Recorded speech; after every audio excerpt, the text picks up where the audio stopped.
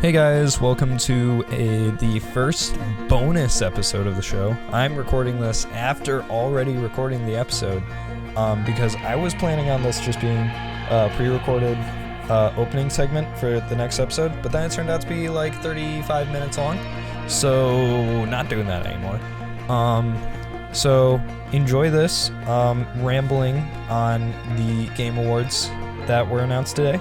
I'm recording this on a Monday. It's probably gonna be dropped on like Wednesday or something, and expect more of these like bonus episodes that are like an hour long and just me ranting about something random, because sometimes stuff happens and I just want to talk about it like as it happens. So expect more of these. They'll just drop in the middle of weeks, and this is the first one, so hope you enjoy. See you on the other side.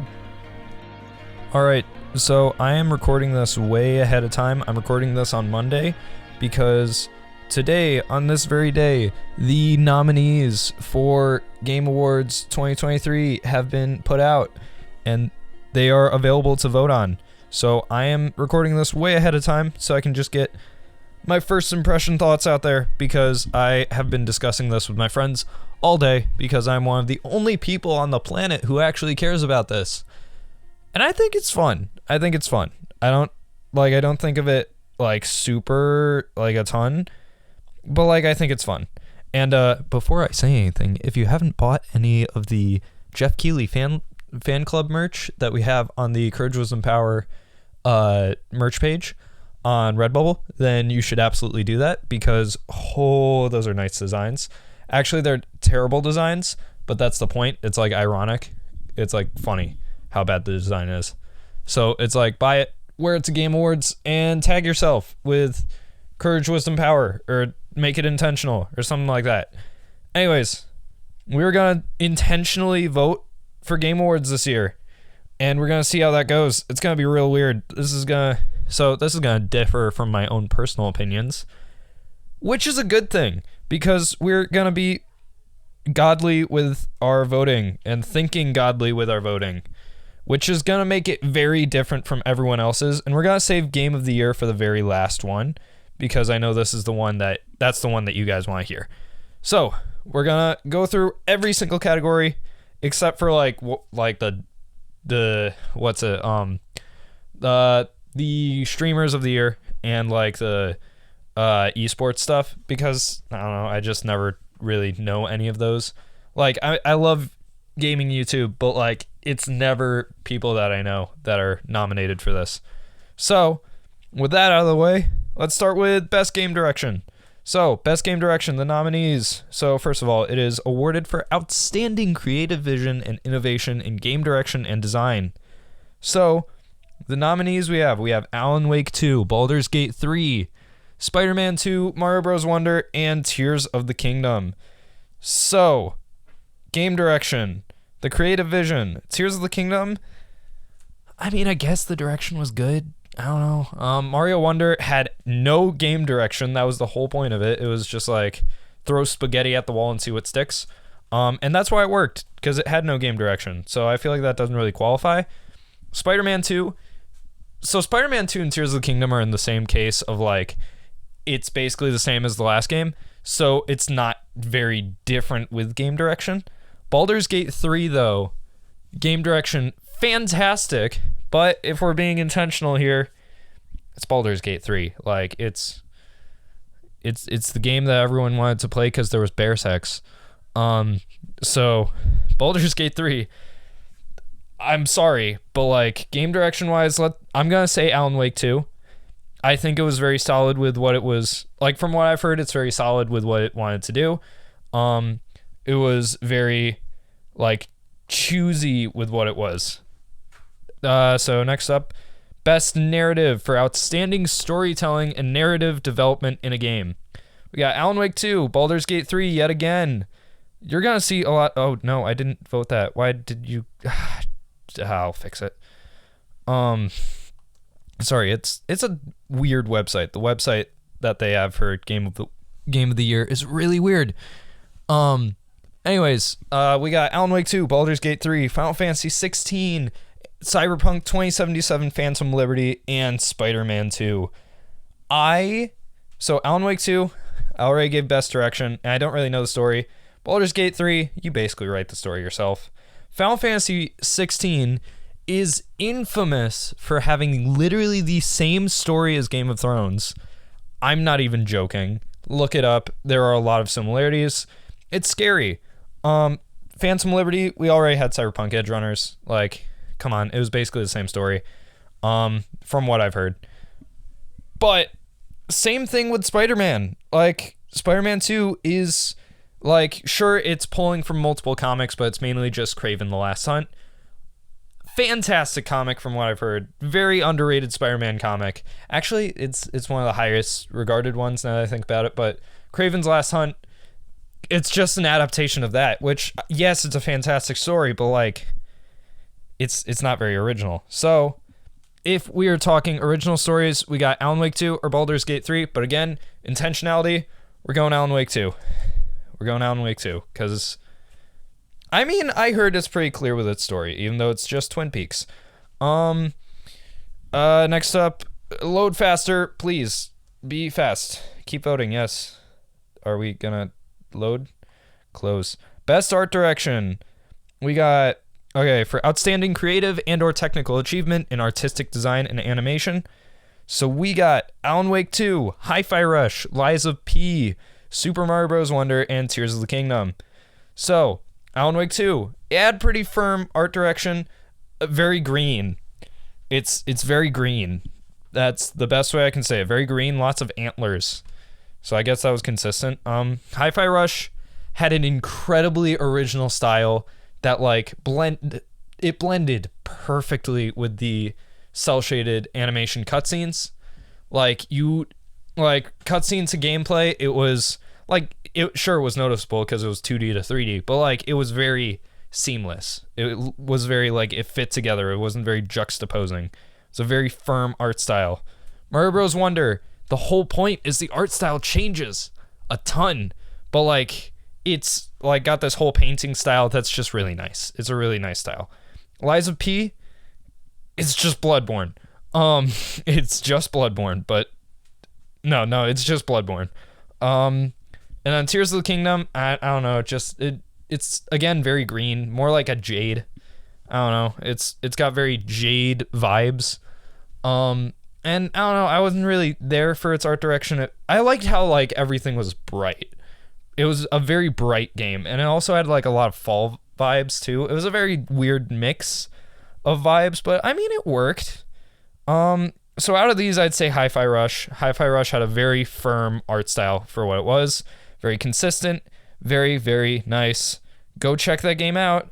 It's one of the only Xbox exclusives we've ever had, and it's still fairly recent. What are you doing now? Oh, please stop doing this. Okay, best score in music. For outstanding music, inclusive of score, okay. Original song and or licensed soundtrack. So we got Alan Wake 2 with Petri Alanko. I haven't heard the soundtrack. Baldur's Gate 3, Borislav Slavov. Haven't heard the soundtrack. Hi-Fi Rush, Shuichi Kobori. Haven't heard the soundtrack, even though that's like the whole point of the game. I haven't played Hi-Fi Rush. I've only heard really good reviews of it. Final Fantasy 16, Masayoshi Soken. Haven't heard it. I should have listened to these soundtracks beforehand. That would have made this vote a lot firmer. But because I've only heard Tears of the Kingdom soundtrack composed by the Nintendo sound team, we're going to have to vote for it since it's the only one that I really know. But it was very good. It was very good. The sax solo that everyone was talking about in that original trailer, like, oh boy, it still hits. It still hits. I was listening to it earlier because I was making like a reel, and ooh, that hits. It's so good. Anyways, next up, we got best audio design, recognizing the best in-game audio and sound design.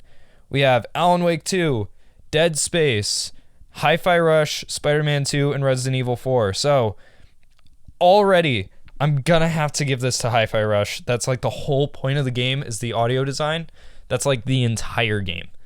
But a close second place would probably be Dead Space, because its audio design is like the whole thing that makes it spooky.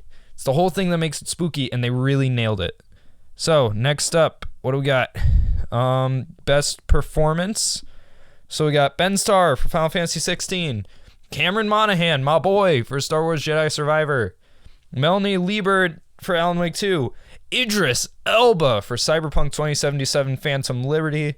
Neil Nuban for Baldur's Gate 3. And my boy, Yuri Lowenthal for Spider-Man 2. So, this is a 3-way fight between Cameron Monaghan, Idris Elba, and Yuri Lowenthal for me. I love all 3 of them, but the standout role that I have to vote for, I don't want to vote for Idris Elba, but if we're being intentional, swears. So we're gonna go Yuri Lowenthal, my boy. He deserves a win. He is a fantastic actor. He is great. Yuri Lowenthal is great. He is underrated. What a guy. Fantastic guy when it comes to acting. Innovation in accessibility, recognizing software and or hardware that is pushing the medium forward by adding features, technology, and content to help games be played and enjoyed by an even wider audience. We got Diablo 4, already out for intentionality. Forza Motorsport, Spider-Man 2, Hi-Fi Rush, Street Fighter 6, and Mortal Kombat 1, again, out for intentionality. So, I am going to go with Spider-Man 2, because I remember, if I'm hoping this carried over, Spider-Man and Miles Morales had a fantastic level of accessibility to their game. Like, they had all of these different side features that you'd never interact with, that you could tell they put their heart and soul into to make it accessible for every single person to play this game. Anyways, next up we got Games for Impact for a thought-provoking game with a pro-social meaning or message. This is where we gotta get really intentional. So, Space for the Unbound. I completely forgot that game existed. Chance of Saynar. I mean, it had fun puzzles, but I don't really know what the whole meaning of it is. I never played it. A majority of these I never played. I think all of them, actually. So I'm basing this off of a secondary opinion. Goodbye Volcano High. Okay. Chia. Breath of the Wild. Terra Nil. I might have to go with that. And Venba, which I know about Venba. I know what it's trying to say. Venba is a very pro-immigration game. It's got a very good message overall with it, of how like food can bring people together and also tell a story. And like Terra Nil, boy, Terra Nil is something, but it's a message that's been said over and over and over again. And it still didn't land with Terra Nil. I'll be completely honest, it really didn't. So if we're gonna go quality of game, I'd say Chance of Saynar, because that is a very original puzzle game. But if we're going for message, I'd probably have to go with, I don't know, I guess Terra Nil. No, I'll go with, I don't really know with most of these games, so I'm just gonna go based on quality of the game, Chance of Saynar. That is a good game. Not enough people have played it. GMTK has a very good short little video on it. That is very interesting. So go check that out after this. Best ongoing. We got Apex. We got Cyberpunk. We got Final Fantasy 16 that just came out. Why is this in this category? Fortnite and so I'm gonna say no to Apex. That really no change ever happens with Apex. Cyberpunk 2077, yeah, it went from a terrible game to an okay game. Like, sure, that's best ongoing, I guess. I don't know. Final Fantasy 16 just came out, so that can't really be it. But Fortnite, unironically, I'm gonna give my vote to Fortnite just because of the whole time travel event that they're doing right now, because it's very smart. It's very smart what they're doing. It's very smart marketing. And you can't deny how many people it brought back. How many people jumped back into Fortnite because of this. They had their highest day in years of player count. So you can't deny it that was perfect for ongoing game. Best community support. Baldur's Gate 3, Cyberpunk 2077, Destiny 2, that's just a job. Final Fantasy 16, and No Man's Sky. I'm going to give it to No Man's Sky. Because No Man's Sky community, you rule. You guys rule. You guys are cool. You guys are chill. You guys are chill. Okay, what else do we got? We got just a few more of these base categories, and then I'll be back for Game of the Year. Actually, I'm going to split this up real quick. Alakazam, I'm gone. And Alakablam, I'm back. So best independent game. So best indie game for outstanding creative and technical achievement in a game made outside the traditional publisher system. So we got Cocoon, Dave the Diver, Dredge, My Baby, Sea of Stars, and Viewfinder. All of these games are incredible. So this is a really, really difficult vote. This is, they're killing me with this one. I'm gonna have to go with Dredge, my darling, my little indie darling. One of the first games I promoted on the show this year and on the Instagram. Dredge, you beautiful, beautiful game. You got me to care about fishing games. That deserves a vote. That deserves a vote on its own.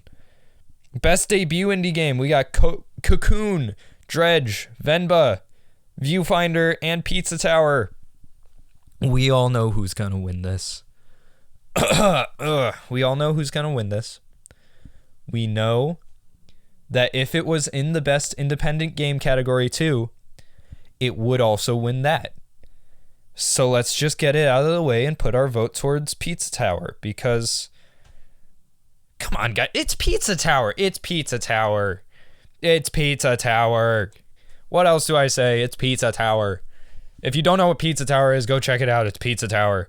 Anyways, best mobile game. For the best game playable on a mobile device, we got Final Fantasy VII Ever Crisis, Hello Kitty Island Adventure, Monster Hunter Now, Honkai Star Rail, and Terra Nil.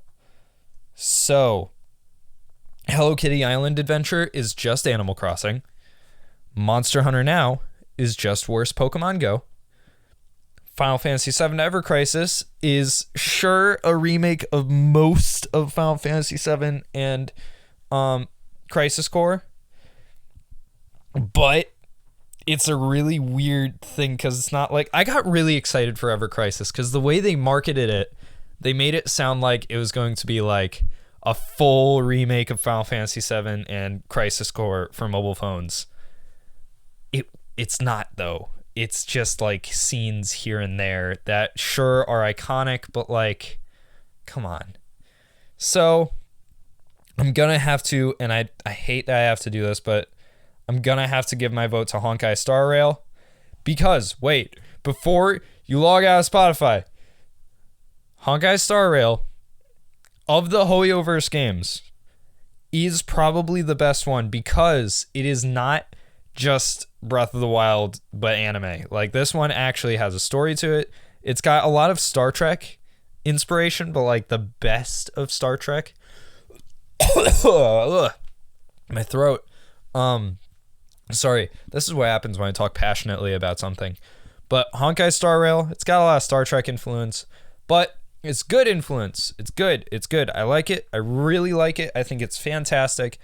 From what I've seen, I don't want to play it myself because I know I will get addicted, but it is very good. It's trying to be an original story, and that's what matters. Anyways, next up, what do we got? Please, best VR AR. Okay. Like a year ago, I probably would have actually cared about this. Gran Turismo 7, Horizon Call of the Mountain, Humanity, Resident Evil Village VR, or Synapse. I don't even know what that last one was. So if I was going to give my vote to something, it would either be Horizon Call of the Mountain, because that was supposed to be like the Mario 64 of VR, and it wasn't. Gran Turismo 7 or Humanity, because Humanity just in general needs more appreciation because it's a very original take.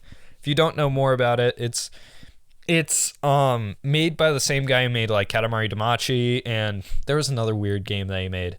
He's like the weird puzzle game guy, and like he just randomly dropped Humanity, which is like his new weird puzzle game, with like weird symbolism and stuff. But it's an interesting game, so that's up there. But I'm gonna give my vote to Gran Turismo 7 because that's one of the VR games that's actually like it's a VR game that's actually amazing people with how real it feels. It is fantastic from what I've heard. Okay, what's next? Best action game. We got Armored Core 6, Fires of Rubicon, Dead Island 2, Hi-Fi Rush, Ghost Runner 2, and Remnant 2. I have not played any of these, but from what I've heard, this is a really, really hard vote. Already, though, Dead Island 2 is out of the vote because I heard it is rough. It is rough. It is real rough. Hi-Fi Rush, ooh, it's right there. It's right there. I could vote it again. Ghost Runner 2. Ghost Runner 2 is pretty banger, from what I've heard, because the first Ghost Runner was fantastic, and this one, like, greatly exceeds the first one. Armored Core 6, the difficulty of a Souls game, but it's a mech game, and that's pretty awesome. But I haven't really heard that much about it. But Remnant 2, I'll be honest, it gets my vote. It gets my vote because it made a game that was a pretty alright Souls-like into like one of the best Souls-like experiences you could ever have. If you don't know what Remnant is, it's Dark Souls with guns. And that's pretty much all it was. But Remnant 2 is one of the best multiplayer experiences you could ever have from what I have heard. And I listened to a lot of gaming podcasts, and like all of them were saying, yeah, go play Remnant 2. You need to. Play Remnant 2, get some friends together. It is going blind. It is an incredible experience. So I'll do that eventually. But I'm still like 5 years behind when it comes to games. Anyways, best action adventure. What's it? For the best action adventure game combining combat with traversal and puzzle solving, Alan Wake 2, Spider-Man 2, Jedi Survivor, Resident Evil 4, and Tears of the Kingdom. Tears of the Kingdom is out. I'll explain how I feel about Tears of the Kingdom later. Resident Evil 4, it's just Resident Evil 4. It's like it's the same game. Jedi Survivor, if it didn't launch so terribly, I would vote it. Alan Wake 2, I wouldn't say that's an action-adventure game. That's a very slow-paced game. Spider-Man 2 is gonna have to take it because it is Spider-Man 2. It's Spider-Man 2. What else do I vote? Okay, how much longer do we have till we're at the streamer stuff? Because once we get there... Okay, best RPG for the best game designed with rich player character customization and progression, including massively multiplayer experiences. Baldur's Gate 3, Final Fantasy 16, Sea of Stars, Lies of P, and Starfield. Starfield's out. Mid-game. Sea of Stars, that's an indie darling. Lies of P, it's Bloodborne. Final Fantasy 16, no, it's just Game of Thrones. Baldur's Gate 3, knocked out, even though it's an incredible game for intentionality's sake. And the role-playing in it is very unintentional, ungodly. I mean, I know it was on accident. I know it was a glitch that made it, glitch with heavy quotations that made it so all the characters were incredibly horny on launch day. But still... the fact that it's so easily accessible, that we have speed runs out there for how fast you can have sex with the character in that game, that automatically knocks it out of the voting because that is disgusting. Why? Anyways, I'm going to give my vote to Sea of Stars. Good. Sea of Stars, good. Oh, okay. I've been playing Chrono Trigger right now. It's heavily influenced by Chrono Trigger, and I've heard only good things. I have heard only good things from Sea of Stars. It's a small studio. It's the studio that made Messenger, and Messenger was great. So next up, we got Best Fighting. God of Rock, Mortal Kombat 1, Nickelodeon All-Star Brawl 2, Pocket Bravery, and Street Fighter 6. It's Street Fighter 6. It's Street Fighter 6. It's Street Fighter 6 because it's not just a Street Fighter game. It's a final. Spoilers. Plug your ears if you don't want spoilers for Street Fighter 6, but it's also a Final Fight game.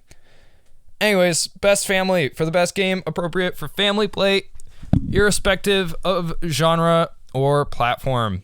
Illusion Island, Party Animals, Sonic Superstars, Pikmin 4, and Mario Bros. Wonder. Sonic Superstars is out. It was a disappointment. Pikmin 4 is out. I really don't think it's a great family game. It is a great game, but I wouldn't say family. It's a bit more difficult for the youngins. Party Animals, it's just Gang Beasts, but with animals. Illusion Island and Mario Bros. Wonder are all that's left. Mario Bros. Wonder gets really difficult, though, so I'd say if I was going to play a game with a little one, so I have a new nephew, and if in a few years I had to pick one of these games to play with him as like one of his first games, I would go with Illusion Island. That feels like it's the perfect game to play with the family. And it's from a property that we all know, Disney, and it's a tried and true formula that has been around for generations since the Genesis, because it's directly in line with Castle of Illusion. Anyways, best sim and strategy, we got Advance Wars, City Skylines, Fire Emblem Engage, Company of Heroes 3, and Pikmin 4. I'm gonna have to give this to Pikmin 4 because the wait for that was so long and the game didn't disappoint us. Yay! Anyways, what do we got next? Best sports racing. For the memes, I'm voting Hot Wheels Unleashed 2 Turbocharged because it's funny. Hot Wheels. I had Hot Wheels Track Attack on the Wii. That was a bad game, but I'm still gonna vote that. Anyways, best multiplayer, we got Baldur's Gate 3, Diablo 6, Party Animals, Street Fighter 6, and Mario Bros. Wonder. I'll give this to Mario Bros. Wonder because I have not given enough to that.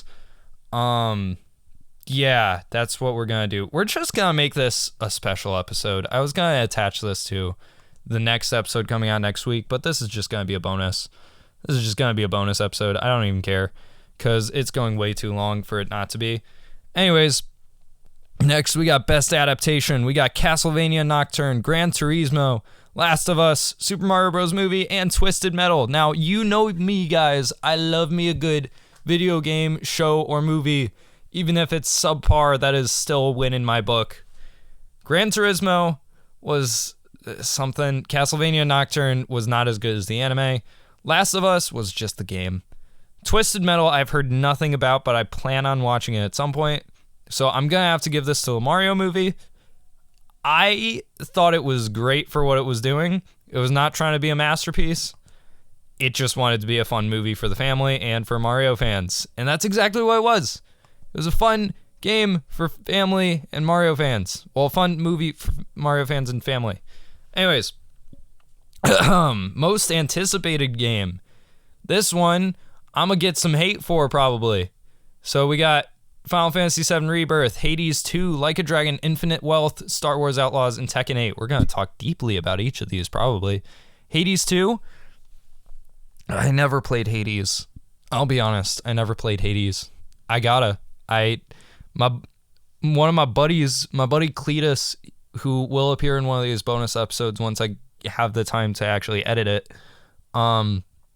he was showing me Hades back at camp, and oh boy, it is a good game. It is a really good game, but I have not played it. And Hades 2, they're saying, is going to be it can be a standalone if you want, but still I do not have as much hype as everyone else, but I'm happy for everyone who is hyped. Final Fantasy VII Rebirth. I'd never played the Final Fantasy VII Remake, but I'm still incredibly excited for that because some news got out today. The ESRB rating for the game came out in the description. One of the things it describes is, and spoilers for a game that's over 20 to 30 years old, Aerith might die again. And I want to see if she does. I want to I want to know if she does, because that would be really sad if she did, because I actually care about the characters now, and I don't want that to happen. Anyways, Like a Dragon Infinite Wealth, it's Yakuza. It's Yakuza. It's a new Yakuza. And this one takes place in Hawaii. That's pretty neato. And they're bringing back Kiryu, and they're bringing the two protagonists together in one game. And I heard Gaiden was pretty all right for what it was, but I'm still excited for Infinite Wealth. Star Wars Outlaws. I have dwindling hope for this game. I feel like it's going to be a very Ubisoft open world. Anyways, Tekken 8, kind of overshadowed by Street Fighter 5 and Mortal Kombat 1. So, if we're going to be real, I'm going to vote Final Fantasy VII Rebirth. I'm going to vote that. I'm going to vote Final Fantasy VII Rebirth. Okay, we're going to see what this next area is, because I'm being warned by my recording app. Okay, it's content creator. So, Alakazam, I'm gone. And Alakablam, I'm back. And we're going to talk about the one you've all been waiting for, Game of the Year. So, recognizing a game that delivers the absolute best experience across all creative and technical fields. Alan Wake 2, Baldur's Gate 3, Spider-Man 2, Resident Evil 4 Remake, Mario Bros. Wonder, and Tears of the Kingdom. I'm going to knock these out one by one, slowly but surely, until it's down to just two, and then we're going to debate them. So, I'm going to start with Tears of the Kingdom. This hurts as a Zelda fan to say, but I'm knocking Tears of the Kingdom off of this. I love Breath of the Wild. I love it. It's fantastic, but Tears of the Kingdom did not hit the same for me. It did not hit the same. I do not think it's the best game of this year. I know they tried really hard to make it so this would be the perfect game for newcomers in Breath of the Wild and old fans, but it just ended up kind of disappointing me, and that's my own judgment. But like, yeah, that's what I gotta say about Tears of the Kingdom. I'm knocking it down. I'm sorry, guys, but that's just my opinion. And if you thought Tears of the Kingdom was a fantastic game of the year, that is fantastic. I am so happy that you could feel that way. But I, as a Zelda fan, cannot put Tears of the Kingdom up there. And I feel like it's unfair, since Breath of the Wild already got Game of the Year back in 2017. That feels unfair to me. Anyways, my dry throat. Next, Baldur's Gate 3. For intentionality's sake, we're going to knock down Baldur's Gate 3, even though if we weren't voting God in a godly manner, Baldur's Gate 3 would totally be it. That would probably be my vote. But since we're thinking godly, it will not be my vote, even though that's most likely what's going to win. Next, we're going to knock down Spider-Man 2. Spider-Man 2, incredible game. But Spider-Man already won Game of the Year, and that, again, feels unfair. And Spider-Man 2, yes, incredible game. Absolutely incredible. The innovation within this game is amazing. But I'm going to have to knock it down. Resident Evil 4, it's just Resident Evil 4. That one wasn't really that hard. So we're down to two. Super Mario Bros. Wonder and Alan Wake 2. Both absolute surprises of games. Two games that blew everyone away with how incredible they were, because they overshadowed many, many other releases. They knocked Starfield off of this. We did not have any hopes for Mario Wonder. We had no hopes for Alan Wake. We thought they were just going to be, oh yeah, they're going to be fun little side things. And then they ended up being incredible. But for innovation's sake, and this is going to be very hard, I'm going to give my vote to Mario Bros. Wonder for Game of the Year, because it redefined 2D gaming. It absolutely redefined 2D Mario in a way that we haven't seen since before the new Super Mario Bros. Games. This is something we have not seen happen since Super Mario World, back on the Super Nintendo. It is incredible how much they innovated with this one game. And so, my vote goes to Mario Bros. Wonder for Game of the Year. Thank you so much for listening to this Ramble Fest of a bonus episode. I'm so happy you sat through this. I'm gonna go because I got plans, but that was very fun to record. I'm very happy I thought of doing that last minute. And I'll see you guys on Monday when a normal episode comes out. See you guys. Expect more of these bonus little episodes when things come out that I really want to talk about right now. I'll come out with bonus episodes like at random times of the week. Just whenever something comes up that I'm like, oh, I need to talk about this right now. So, and thank you so much for listening. This has been Courage Was in Power. We'll be back on Monday. Keep it intentional. Keep safe. Play some video games. Bye-bye.